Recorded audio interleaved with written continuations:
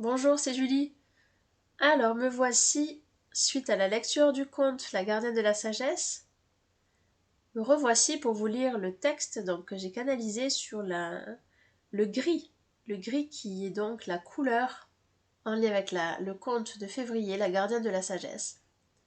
Et donc, nous allons voir à travers ce texte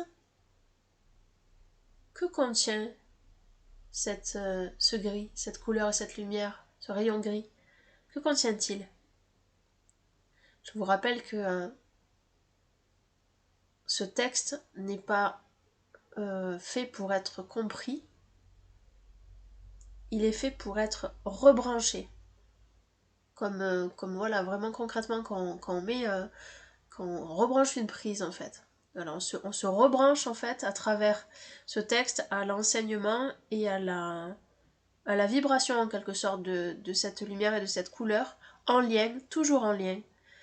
Ça c'est important de le préciser, toujours en lien avec le conte précisément alors celui-là, la gardienne de la sagesse en lien avec les 13 mères originelles et ces enseignements-là contenus dans cette roue chamanique.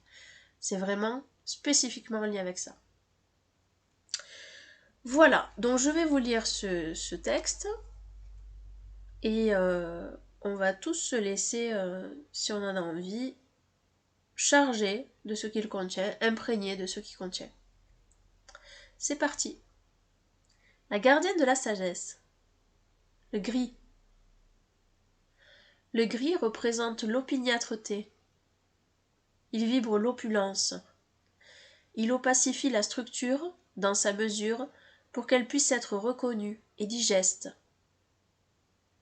Il sert à se repérer dans le flou de la vie.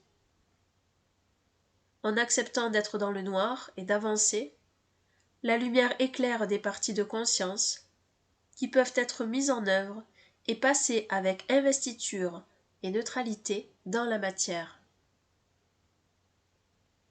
Le gris est comme un labyrinthe. Avec de la hauteur, on peut voir sa structure, son entrée, sa sortie et ses impasses. Une fois dedans, il suffit de l'expérimenter, et tout est aussi important, les issues et les barrages. Le gris est comme un zoom et un dézoom, un inspire et un expire. Il est un mouvement neutre d'où peut être saisie la forme, le sens, la vision, la coordination, l'interférence entre le macro et le micro. Le gris est le souffle de la pipe sacrée, contenant la structure de toutes les couleurs intérieures et universelles. La lumière grise apaise comme la douceur des cendres, et peut glacer comme un vent fort et humide. La lumière grise est sinusoïdale. Voilà, ceci était le texte du mois de février, en lien avec le gris. Alors, j'ai envie de faire un petit jeu aujourd'hui.